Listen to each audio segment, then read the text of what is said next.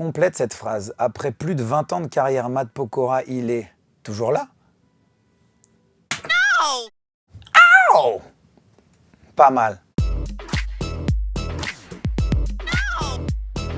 Peux-tu nous parler de ton 10e album, Adrénaline? C'est un album qui a été enregistré avec l'énergie des concerts. À chaque fois que je sortais de scène, j'allais en studio derrière pour rester sur cette dynamique et cette adrénaline, cette énergie que je vivais chaque soir sur scène. Je voulais un album très énergique, dansant, plein de bonnes ondes et taillé pour la scène. C'était comment d'avoir Times Square pour toi tout seul pour annoncer la sortie de ton album? Ah, c'était pas mal, hein. Mais je vais vous révéler un secret. J'étais jet lag, j'y suis allé à 4h30 du mat. Il n'y avait personne. Je passerai pas la nuit sans toi.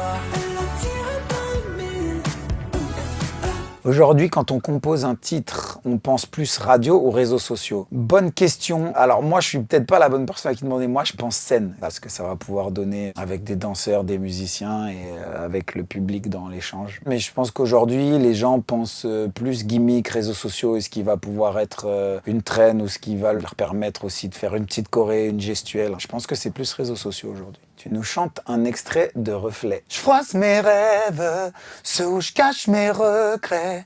Je casse les miroirs pour plus voir ton reflet. Je froisse mes rêves, ceux où je cache mes regrets.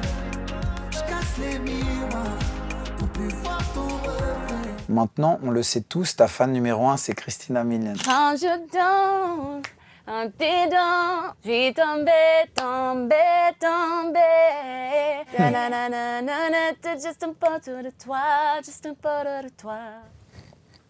Elle en a pensé quoi de ce nouvel album? Elle aime beaucoup puisque l'autre jour on est parti en week-end avec les enfants en voiture et elle m'a demandé de le mettre 2 fois de suite l'album. Et franchement, il passe crème, hein. Elle a plutôt kiffé, donc c'est bien. Ils te disent quoi tes enfants quand ils te voient à la télé? Ils disent il y a papa et des fois, pris par un élan d'affection, il y en a un qui essaye d'attraper la télé et de faire un câlin. C'était comment de faire un feat avec Pierre Garnier? C'est un bon gars, humble, respectueux, bosseur. Il est talentueux, évidemment, avant tout. Donc voilà, c'était un kiff de faire ce titre ensemble. Je pense qu'à l'avenir, il nous arrivera de faire ce titre, soit sur son concert ou sur le mien, quand on sera dispo en même temps. J'ai parcouru le monde, j'ai traversé les années, sans jamais t'oublier.